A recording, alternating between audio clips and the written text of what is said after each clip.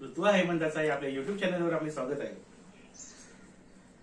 आज मी तुम्हाला एक अशी छानशी कविता ऐकवणार आहे।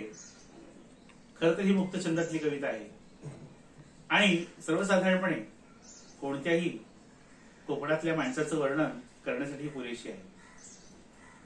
कोकणातली माणसं ही थोडीशी वेगळ्याच मातीची बनलेली आहेत असं म्हणतात। कारण माणूस जातीवर जातो की नाही माहित नाही, पण किमान मातीवर नक्कीच जातो असं कोणीतरी म्हटलेलं आहे।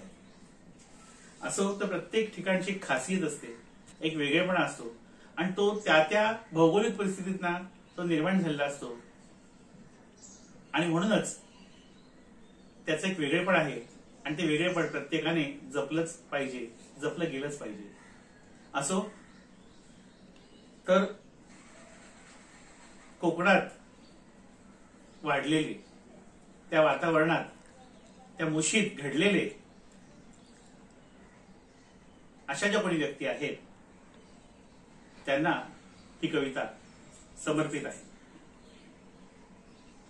कोकणातला आंबा तुम्ही हापूस नव्हे रायवळ, कोकणातला आंबा तुम्ही हापूस नव्हे रायवळ, केळी नारळी शोभेची ती, केळी नारळी शोभेची ती, कुंपणासाठी बाभळ, कुंपणासाठी बाभळ।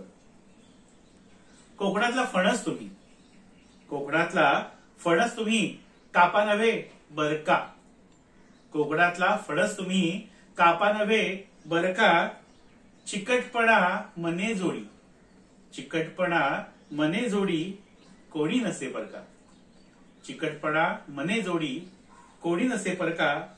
कोकणातला नारळ तुम्ही सोला नव्हे असोला, कोकणातला नारळ तुम्ही सोला नव्हे असोला, बाह्यांगी टणक जरी, बाह्यांगी टणक जरी, अंतरंगी ओला, अंतरंगी ओला।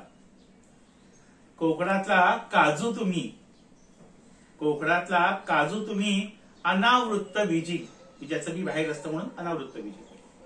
कोकणातला काजू तुम्ही अनावृत्त बीजी, स्वांत सुखाय रमणारे तुम्ही मनमौजी, स्वांत सुखाय रमणारे तुम्ही मनमौजी। कोकणातला मेवा तुम्ही, कोकणातला मेवा तुम्ही आनंदाचा ठेवा, कोकणातला मेवा तुम्ही आनंदाचा ठेवा। चंदनाच्या देही झिजता, चंदनाच्या देही झिजता, सुगंध दरवळावा जीवनी बहरावा, सुगंध दरवळावा जीवनी बहरावा। धन्यवाद।